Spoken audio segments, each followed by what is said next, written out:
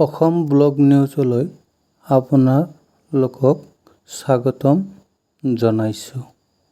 মহাবাহু ব্ৰহ্মপুত্ৰ নদীৰ বিষয়ে মই আজি এই ভিডিঅ'টোত আলোচনা কৰিম। দক্ষিণ এছিয়া অসমৰ বুকুৰ মাজেৰে বৈ যোৱা নদীয়ে হৈছে মহাবাহু ব্ৰহ্মপুত্ৰ নদী। ই এনে এখন নদী যি প্ৰকৃতিৰ নিৰ্মল শক্তি আৰু সৌন্দৰ্যৰে ভৰা। 2900 কিলোমিটাৰতকৈ অধিক দৈৰ্ঘ্যৰ ই তিব্বত, ভাৰত আৰু বাংলাদেশৰ প্ৰাকৃতিক দৃশ্যৰ মাজেৰে এক মন্ত্ৰমুগ্ধ পথ খোদিত কৰিছে। এই নদীখনে ইয়াৰ মাজেৰে যোৱা অঞ্চলসমূহ গঢ় দিয়াত লাখ লাখ লোকক পানী, জীৱিকা আৰু সাংস্কৃতিক তাৎপৰ্য প্ৰদান কৰাত গুৰুত্বপূৰ্ণ ভূমিকা পালন কৰি আহিছে। মহিমাময় ব্ৰহ্মপুত্ৰ নদীৰ ভৌগোলিক পৰিৱেশ, সাংস্কৃতিক দিশসমূহ মই আজি এই ভিডিঅ'টিৰ জৰিয়তে আলোচনা কৰিম।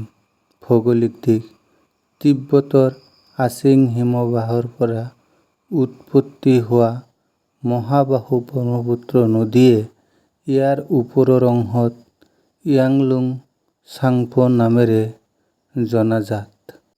মহাবাহু নদীটোৱে হিমালয়ৰ ঠেক ভূখণ্ডৰ মাজেৰে যাত্ৰা কৰি আহিছে। তিব্বতৰ মালভূমিৰ পৰা নামি অহাৰ লগে লগে ই ভাৰতৰ উত্তৰ-পূবৰ অৰুণাচল ৰাজ্যত প্ৰৱেশ কৰিছে।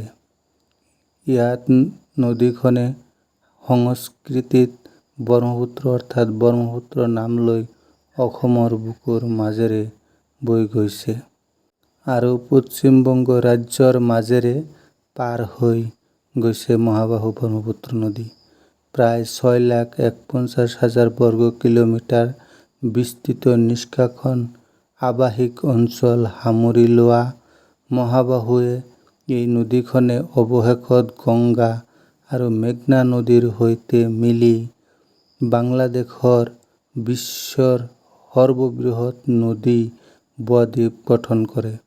সুন্দৰবন নামেৰে পৰিচিত এই বদ্বীপ অঞ্চলটো ইউনেস্কোৰ বিশ্ব ঐতিহ্য ক্ষেত্ৰ হিচাপে ঘোষণা কৰিছে আৰু ই বৈচিত্ৰ্যময় প্ৰাণীৰ অভয়াৰণ্যৰ বাসস্থান হিচাপে পৰিচিতি লাভ কৰিছে।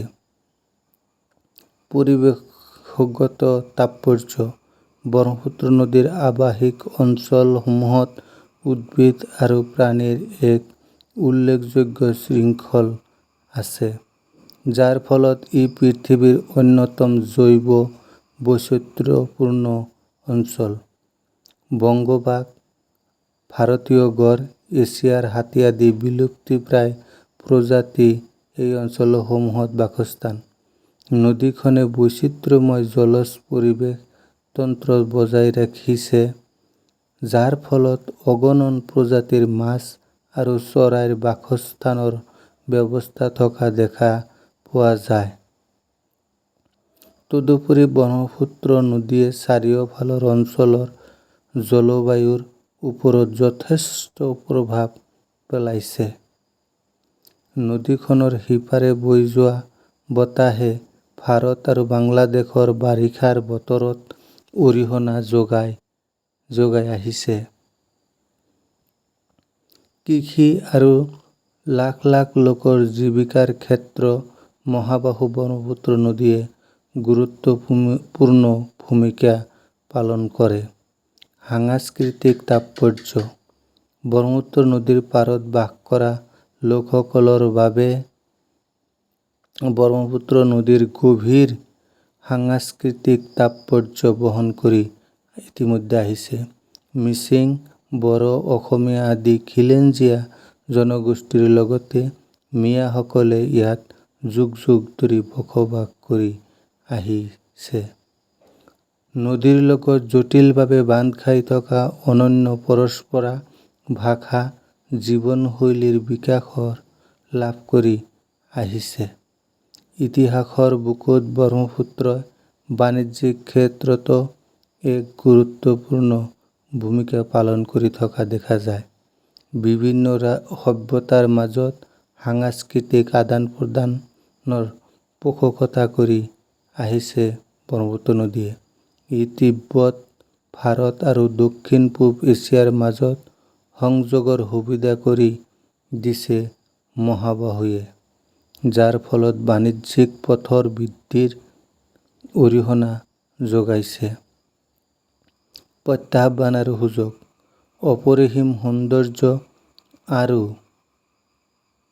গুৰুত্ব সত্ত্বেও ব্ৰহ্মপুত্ৰ নদী আজি অসংখ্য প্ৰত্যাহ্বানৰ সন্মুখীন হৈছে। জলবায়ু পৰিৱৰ্তনে এক উল্লেখযোগ্য ভাবুকিৰ সৃষ্টি কৰিছে, যাৰ ফলত হিমালয়ত হিমবাহৰ পিছুৱাই যোৱাৰ লগতে নদীৰ প্ৰবাহৰ ধৰণত সম্ভাৱ্য পৰিৱৰ্তন ঘটাটো পৰিলক্ষিত হৈছে। এই পৰিৱৰ্তনৰ ফলত জীৱিকাৰ বাবে নদীখনৰ ওপৰত নিৰ্ভৰশীল লাখ লাখ লোকৰ ভয়াৱহ পৰিণতি আমি দেখিবলৈ পাইছো। তদুপৰি দ্ৰুত নগৰীকৰণ আৰু ঔদ্যোগিকৰণৰ ফলত নদীৰ পাৰত প্ৰদূষণ আৰু বেদখল কৰি থকা দেখা গৈছে। ওপৰৰ অংশত বনাঞ্চল ধ্বংসৰ ফলত মাটিৰ খহনীয়া আৰু পলসৰ বোজা বৃদ্ধি পাইছে, যাৰ ফলত তলৰ জলজ জীৱ-জন্তুৰ ওপৰত ইতিমধ্যে প্ৰভাৱ পৰি গৈছে। অৱশ্যে, সংৰক্ষণ আৰু বহনক্ষম উন্নয়নৰ বহুতো সুযোগ আছে। নদীৰ পাৰৰ ৰাষ্ট্ৰসমূহৰ মাজত সহযোগিতামূলক প্ৰচেষ্টা, চীন, ভাৰত আৰু বাংলাদেশ প্ৰত্যাহ্বানসমূহ সামূহিকভাৱে মোকাবিলা কৰাটো অতি গুৰুত্বপূৰ্ণ হৈ পৰিছে মহাবাহু ব্ৰহ্মপুত্ৰ নদীৰ বাবে। ফলপ্ৰসূ আৱৰ্জনা ব্যৱস্থাপনা, বননীকৰণ আৰু সজাগতা অভিযান ৰূপায়ণে নদীখনৰ স্বাস্থ্য পুনৰুদ্ধাৰ কৰাত যথেষ্ট সহায় কৰিব। সামৰণিত, তিব্বতৰ মালভূমিৰ পৰা বংগ উপসাগৰলৈকে ভয়ংকৰ যাত্ৰাৰে ব্ৰহ্মপুত্ৰ নদীয়ে প্ৰকৃতি আৰু সংস্কৃতিৰ সূক্ষ্ম আন্তঃক্ৰিয়াক মূৰ্ত কৰি তুলিছে। ই কেৱল নদী নহয়, ই লাখ লাখ মানুহৰ বাবে জীৱন ৰেখা স্বৰূপ।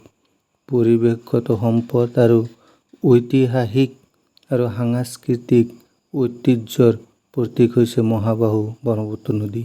আধুনিক বিশ্বৰ জটিলতাসমূহৰ মাজেৰে যাওঁতে আমি এই শক্তিশালী প্ৰবাহক লালন-পালন আৰু সংৰক্ষণ কৰাটো অতি প্ৰয়োজন, যাতে ব্ৰহ্মপুত্ৰৰ উত্তৰাধিকাৰ আগন্তুক প্ৰজন্মৰ বাবে প্ৰেৰণাৰ উৎস হৈ থাকে।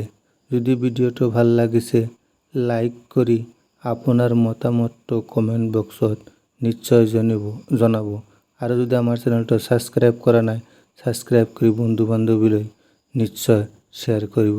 ভিডিঅ'টো সম্পূৰ্ণকৈ চোৱাৰ বাবে আপোনাক ধন্যবাদ। জয় আই অসম।